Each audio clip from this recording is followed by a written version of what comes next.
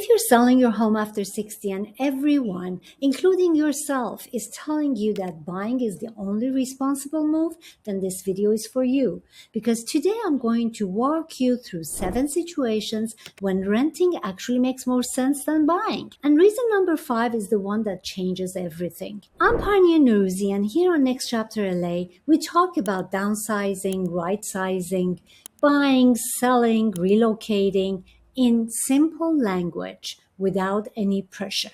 A few years ago, if someone had asked me whether renting in retirement could actually be a better choice than owning, I probably would have answered very differently than what I would today. For most of my career, I believe buying a home was almost always the better financial decision. And for many people, it still is. But if you're planning to stay in one place for many years, buying a home can be one of the best ways to build equity and create long-term wealth. But today, I look at that decision very differently.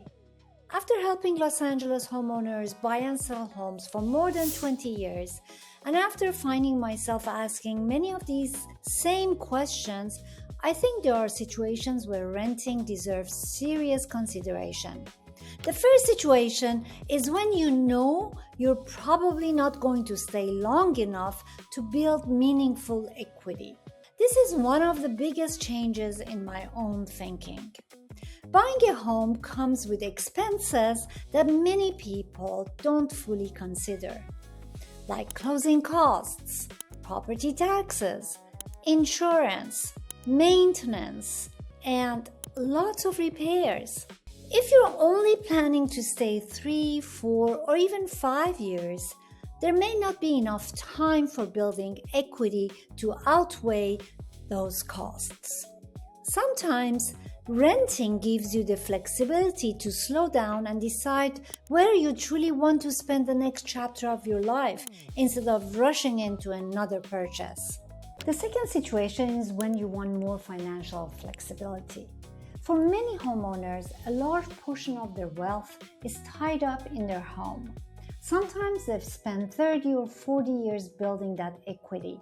Selling your home can unlock that.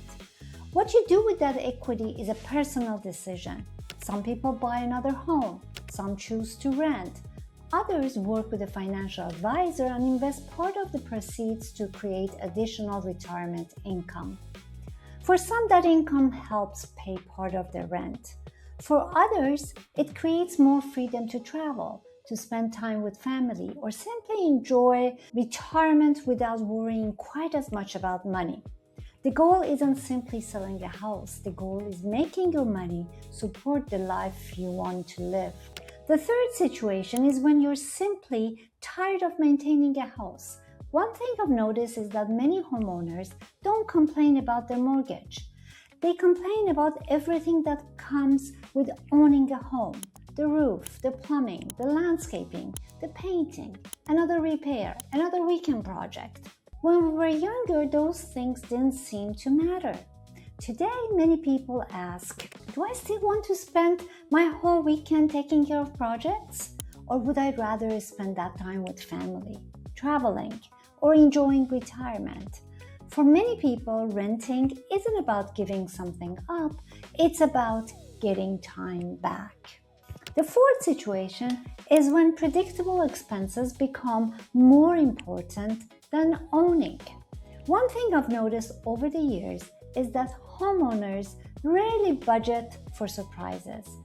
I'm personally one of them. The roof doesn't ask whether it's a good year, neither does a plumbing leak. And have you noticed? All the plumbing problems happen on a weekend, or a broken air conditioner, or replacing windows. Those expenses arrive when they arrive. They all have a mind of their own. Renting doesn't eliminate every expense, but it often eliminates the largest unexpected repair bills. Knowing what your housing expense will be each month can provide something that's difficult to put a dollar sign on it, and that's peace of mind. The fifth situation is when life becomes less predictable.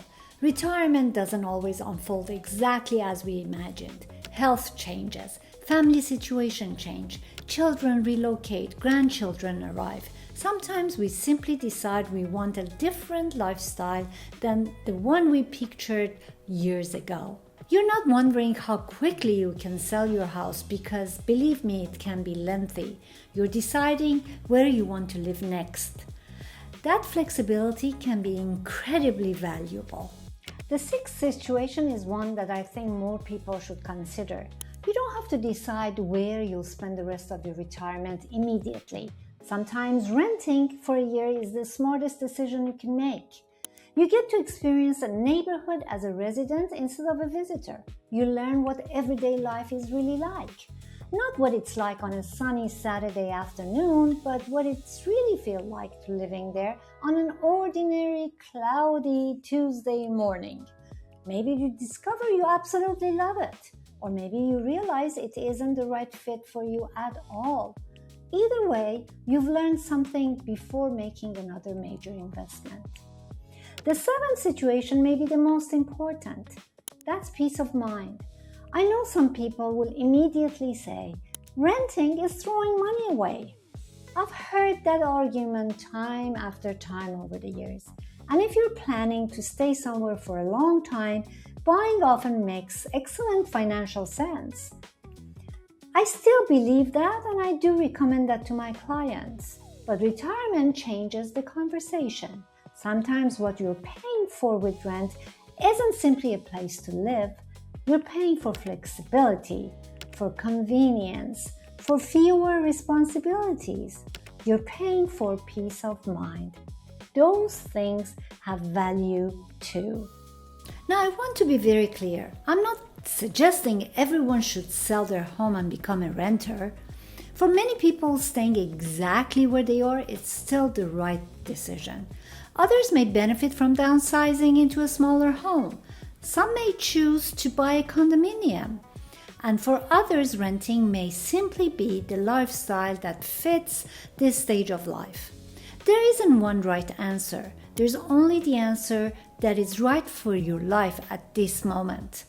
One more thing that I've learned after 20 years of buying, selling, and helping people to make the right decision is that the happiest clients aren't always the ones who made the most money on their home.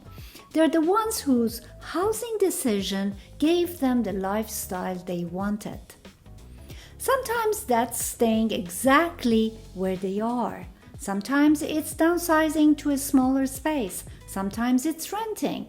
The goal isn't owning forever. The goal is creating a life that still fits you the way you are today. If you've been wondering whether selling your home and renting instead might make sense, I hope this conversation has given you a different perspective. I would love to hear from you. Have you ever considered renting instead of owning? If so, what would be the biggest advantage for you?